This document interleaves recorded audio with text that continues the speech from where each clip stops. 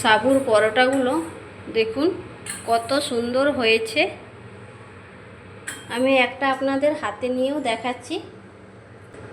এই দেখুন কত সুন্দর হয়েছে। এই যে দেখুন একেবারে মুঠো হয়ে যাচ্ছে। এই যে একবারে এই যে দেখুন। নমস্কার বন্ধুরা, সুমিত্রা কিচেন অ্যান্ড ব্লগে সবাইকে স্বাগত জানিয়ে আজ আমি আপনাদের সঙ্গে শেয়ার করব সাবুর পরোটা।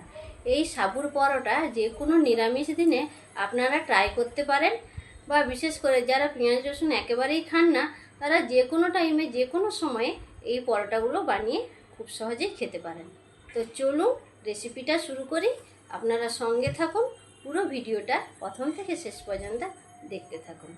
সাবুর পরোটা বানানোর জন্য আমি এখানে 1 বাটি সাবু নিয়েছি। এই সাবুটা এখন কড়াইতে দিয়ে দেব।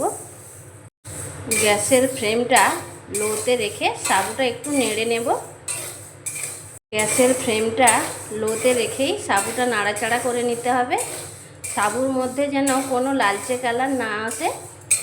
5 মিনিট মতো সাবুটাকে নাড়াচাড়া করে নেব। আমি 5 মিনিট মতো নাড়াচাড়া করে নিয়েছি। দেখুন সাবুটার কিন্তু কালার চেঞ্জ হয়নি। এইরকম অবস্থায় আমি সাবুটা নামিয়ে নেব। সাবুটাকে আমি একটা থালার মধ্যে ঢেলে নিচ্ছি। সাবুটাকে আমি পুরোপুরি ঠান্ডা করে নেব। ওটা ঠান্ডা হতে হতে আমি এদিকে বাটিতে আমি চিনেবাদামকে হালকা ভেজে খোসা ছাড়িয়ে নিয়েছি। আর 1 টুকরো আদা নিয়েছি। আদাটাকে লম্বা লম্বা করে এরকম কেটে নিয়েছি। জল না দিয়ে মিক্সিতে ভালো করে গুঁড়ো করে নেব। চিনেবাদাম আর আদাটাকে আমি দেখুন এরকম করে গুঁড়ো করে নিয়েছি। এই চিনেবাদাম আর আদা গুঁড়ো করার সময় আমি কিন্তু 1 ফোঁটাও জল ব্যবহার করিনি। জল না দিয়ে এটাকে গুঁড়ো করতে হবে। এদিকে সাবুটাও পুরোপুরি ঠান্ডা হয়ে গিয়েছে। একটা মিক্সিং জার নিয়েছি। এই জারের মধ্যে সাবুটা ভরে নেব।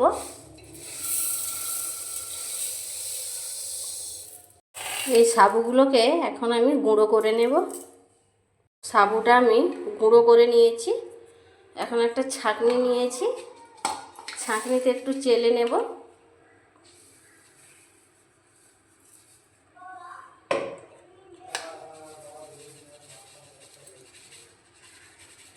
পুরো সাবুটা আমি চেলে নিয়েছি। দেখুন এইটুকু খোসা বেরিয়েছে। তো এটা আর মিক্সিতে গুঁড়ো হবে না, আমি শিলনোড়ায় গুঁড়ো করে নেব।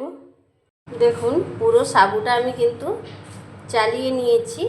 এই গুঁড়ো করে নেওয়া সাবুর মধ্যে দিয়ে দেবো গ্রেট করে রাখা আলু। আলুটা আমি সেদ্ধ করে নিয়ে তারপর গ্রেট করে রেখেছিলাম। এখানে আমি 2টো মিডিয়াম সাইজের আলু গ্রেট করে দিয়ে দিলাম। এই গ্রেট করা আলুটা দিয়ে আমি সাবুটা ভালো করে চটকে চটকে মাখবো। প্রথমে কিন্তু এখন আমি জল দেব না, এইভাবেই মাখবো সাবুটাকে।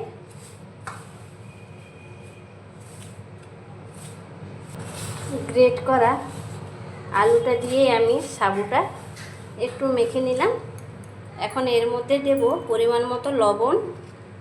1 চামচ মতো লবণ দিচ্ছি। 1 চামচ মতো গোটা জিরে। আর দিচ্ছি এখানে যে বাদাম আর আদা গুঁড়ো করে রেখেছিলাম, এইটা পুরোটা দিয়ে দিচ্ছি। আর দিয়ে দেব ধনে পাতা কুচি। সব কিছু উপকরণ দিয়ে আবারও আমি একটু মেখে নেব।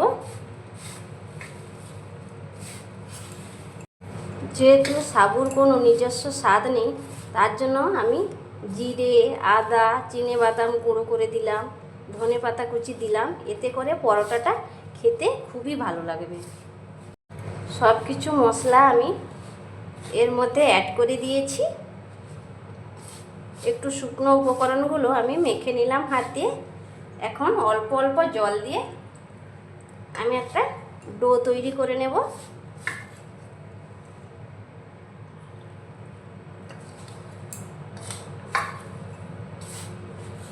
অল্প একটু জল দিয়ে মেখে নেওয়ার পর আমি এর মধ্যে অল্প করে একটু লাল লঙ্কার গুঁড়ো দিয়ে দিচ্ছি। ভালো করে এখন আমি মেখে নেব।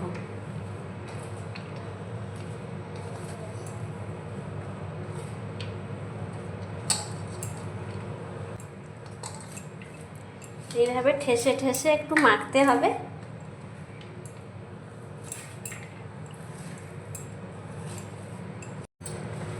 সুন্দর করে ঠেসে ঠেসে আমি একটা ডো তৈরি করে নিয়েছি। মিনিটের জন্য এটাকে আমি ঢাকা দিয়ে রেখে দেব। 10 মিনিট পরে ফিরে এলাম, ঢাকনাটা খুলে নেব। আপনারা তো সবাই জানেন যে সাবুতে প্রচুর জল টানে। তো দেখুন ডোটা যেরকম মেখে রেখেছিলাম অনেকটা শক্ত হয়ে গেছে। এটাকে আবার ভেঙে নেব, দিয়ে আরেকটু জল দিয়ে আমি মেখে নেব। কিছুটা জল দিয়ে দেব, এবার আমি ভালো করে মেখে নেব।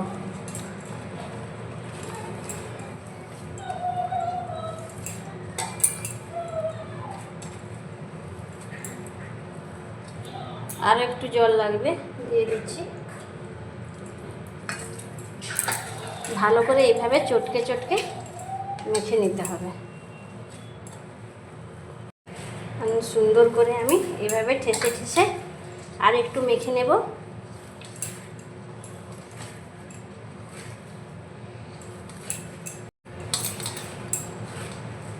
সুন্দর করে একটা সফট ডো তৈরি করে নিয়েছি। এই দেখুন, এইটা থেকে এখন লেচি কেটে নেব।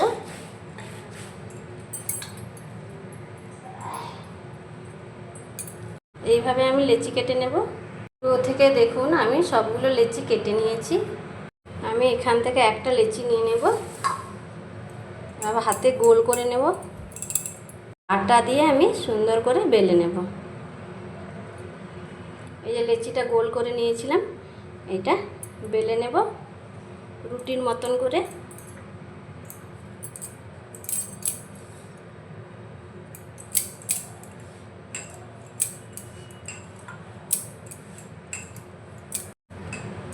আমি বেলে নিয়েছি। এখন এইরকম একটা গোল ঢাকনা নিয়েছি, বসিয়ে কেটে নেব।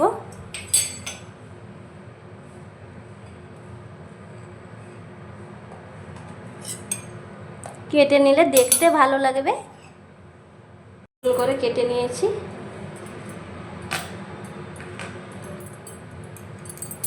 এই দেখুন কত সুন্দর একটা বেলা হয়ে গেল।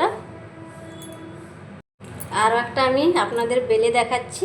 কিছুটা আটা নিয়েছি, বেলে নেব ভালো করে।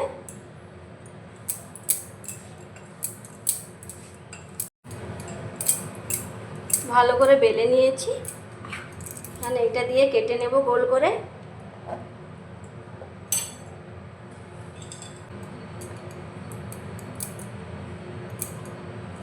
আর উপরে ঢাকনাটা খুলে নিলাম। এই দেখুন কত সুন্দর বেলা হয়ে গেল। এইভাবে আমি সবগুলো বেলে নেব। দেখুন বেশ অনেকগুলো আমি বেলে নিয়েছি। এখন ভাজার জন্য একটা কড়াই বসিয়ে দিয়েছি, গরম হয়ে গিয়েছে। এখন দিয়ে দিলাম। উল্টে পাল্টে আমি প্রথমে সেঁকে নেব। দেখুন সাবুর পরোটাটা কত সুন্দর ফুলে উঠছে। বাস ভালোভাবে সেঁকা হয়ে গেছে। এখন আমি তেল দিয়ে দেব। আমি তেল দিয়ে ভেজে নিচ্ছি, আপনারা ঘি দিয়েও ভেজে নিতে পারেন। দেখুন কত সুন্দর ফুলে উঠছে। দেখুন উল্টে পাল্টে আমি পরোটাটা ভেজে নিয়েছি, তুলে নেব। আবারও একটা দিয়ে দিচ্ছি। দুপাশ ভালো করে সেঁকে নেব। যে কোনো নিরামিষ দিনে এই পরোটাটা বানিয়ে খেতে পারেন, খুবই ভালো লাগবে। বিশেষ করে যারা পেঁয়াজ রসুন খান না, তারা যে কোনো সময় এই সাবুর পরোটাটা বানিয়ে খাবেন, খুবই ভালো লাগবে, খেতে দারুণ লাগে। উল্টে পাল্টে দুপাশ ভালো করে সেঁকে নিয়েছি। তেল দিয়ে দেব।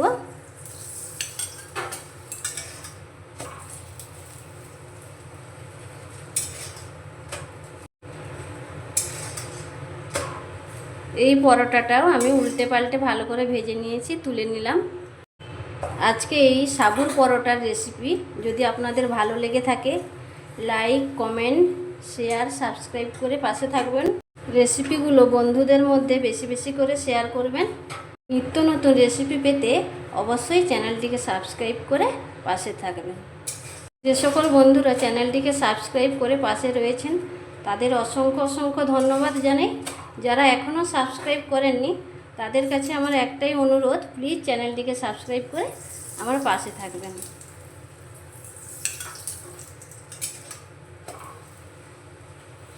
পরোটাটাও আমার ভাজা হয়ে গেল, আমি তুলে নিচ্ছি।